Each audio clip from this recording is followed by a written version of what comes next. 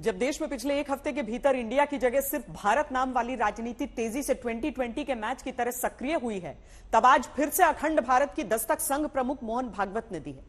न सिर्फ एक सवाल के जवाब में अखंड भारत कब तक बनेगा यह बताया, बल्कि संघ की नजर से अखंड भारत कैसे पूरा होगा इसकी रूपरेखा भी बताई। विपक्ष इसे भी चुनावी जुमला कह रहा है। आरएसएस से जुड़े प्रकाशन की किताब पुण्य भूमि भारत में अखंड भारत का कॉन्सेप्ट है, जिसमें अफगानिस्तान को उपगनाथन, काबुल को कुभानगर, पेशावर को पुरुषपुर, तिब्बत को त्रिविष्ट, श्रीलंका को सिंघल द्वीप, म्यांमार को ब्रह्मदेश बताते हुए अखंड भारत का हिस्सा बताया गया। लेकिन कब होगा अखंड भारत? आरएसएस के सर संघ चालक यानी संघ प्रमुख मोहन भागवत के सामने यही सवाल आया, जवाब भी आया। अखंड भारत के रूप में कब तक देख लेंगे? कब तक मैं नहीं बता सकता ना, वो ग्रह ज्योतिष को देखना पड़ेगा मुझे, उसका मैं जानवर बड़ा डॉक्टर हूं। लेकिन ये बताता हूं कि आप अगर उसको करने जाएंगे तो आपके बूढ़े होने के पहले से आपको दिखेगा। क्या संघ प्रमुख औसत 40 से 50 साल की एक मियाद सामने रखते हैं, जहां अखंड भारत का वो सपना पूरा होगा जो संघ और कई हिंदुवादी संगठन देखते हैं? क्या ये संभव है? विपक्ष के नेताओं के उठाए सवाल पहले सुनिए। मोहन भागवत साहब ने अखंड भारत की बात की है, लेकिन आज का जो भारत बना है स्वतंत्र संग्राम से, उसमें आप कहाँ थे?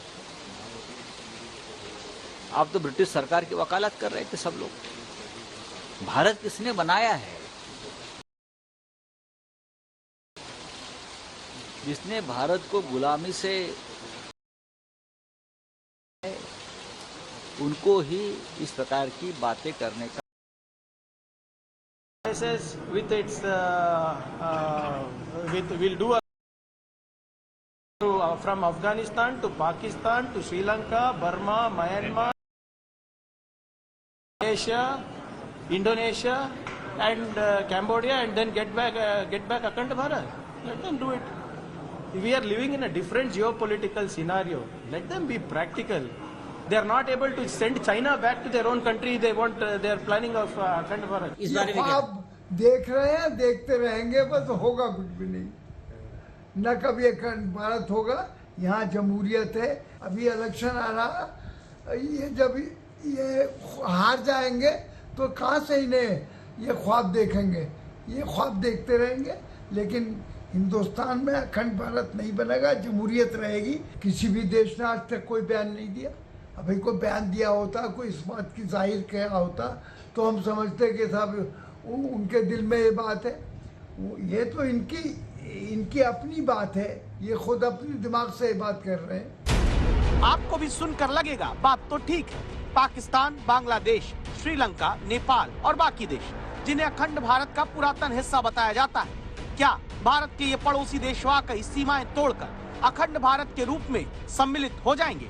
तब संघ प्रमुख को सुनना फिर से जरूरी है।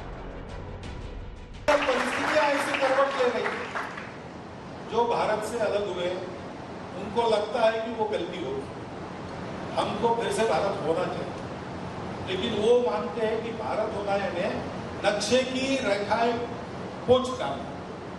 ऐसा नहीं है, केवल उससे नहीं होगा।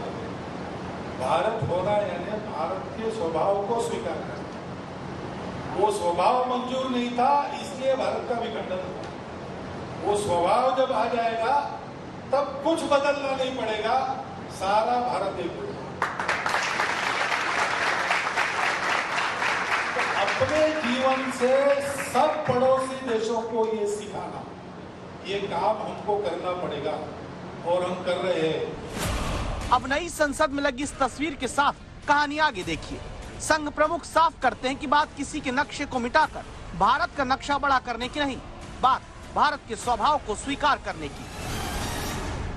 भारत मेरी माता है, मैं उसका पुत्र हूं। हमारे पूर्वज समान रही और हमारी वैल्यूज जिसके आधार पर संस्कृति बनती है वो सर्वत्र समान है। इसमें कहीं भी कोई मतभेद नहीं, केवल स्वार्थ, कट्टरपन, अलगाव ये छोड़ना पड़ेगा। ये छोड़ेंगे तो सत्य तो सबके सामने है। आंखें हमने मूंद ली है, हम आंखें खोलेंगे, सबको पता चलेगा।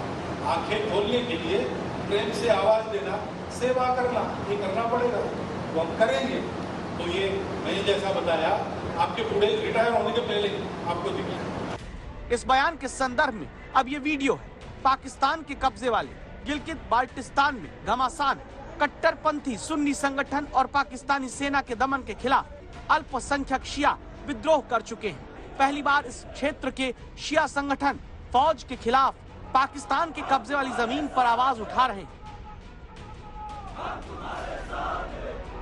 भारत से 90 किलोमीटर दूर स्कुर्दू में शिया समुदाय के लोग भारत की तरफ जाने वाले करगिल हाईवे को खोलने की मांग पर अड़े हैं। कहते हैं कि अब वो पाकिस्तानी फौज की हुकूमत वाले गिलगित बाल्टिस्तान में नहीं रहना चाहते, भारत जाना चाहते हैं। फिर हुकूमत वाले ये न कहे कि इस कौमन में फंसे हुए लोग कहां जाएंगे, हम पीछे जाएंगे उस तरफ, इनको समझ आनी चाहिए। क्या ऐसे ही दृश्य और घटनाएं संघ की अखंड भारत वाली सोच को मजबूत करते हैं, जहां लोग भारत के साथ मिलना चाहते हैं? फिलहाल सच यह है कि अखंड भारत अभी संभव नहीं, लेकिन सियासत की गारंटी पूरी है। सियासत के इस 2020 दौर में एक सवाल विपक्ष संघ और राष्ट्रीय ध्वज के रिश्ते को लेकर उठाता है। कांग्रेस के पूर्व अध्यक्ष राहुल गांधी से लेकर तमाम विपक्षी दल आरोप लगाते हैं कि लंबे समय तक आरएसएस ने राष्ट्रीय ध्वज को स्वीकार नहीं किया, न तिरंगा लहराया। यह सवाल भी संघ प्रमुख के सामने आया। मोहन भागवत ने एक किस्से के साथ विपक्ष के आरोपों का जवाब दिया।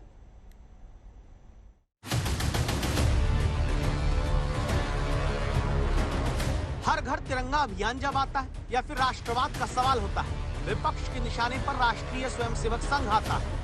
इस आरोप के साथ कि संघ ने लंबे वक्त तक तिरंगा ही नहीं फहराया, विरोध किया। यही सवाल नागपुर में संघ प्रमुख के सामने आया। 1950 से लेकर 2002 तक आरएसएस ने अपने नेशनल हेडक्वार्टर पर फ्लैग होस्ट क्यों नहीं किया था? क्यों नहीं किया था? तो मैं ये जानना चाहता हूँ सर कि इसका रीजन क्या है। सवाल सुनकर मोहन भागवत ने 1933 का किस्सा सुनाया। ये हमको सवाल पूछना नहीं चाहिए लोगों ने, क्योंकि एक घटना मैं बताता हूँ। स्वतंत्र भारत का झंडा तिरंगी रंग का होगा और कांग्रेस का भी तिरंगी रंग का होगा। उस समय एकमात्र बड़ी राजकीय संस्था कांग्रेस थी, उसकी छत्र छाया में बाकी लोग। तो ये तय हो गया 1933 में जलगांव के पास तेजपुर है, वहां पर अधिवेशन हुआ कांग्रेस का। पहली बार 80 फुट ऊंचे पोल पर जवाहरलाल नेहरू जी के हाथ में रस्सी देकर ध्वज फहराया गया, लेकिन वो बीच में लटक गया।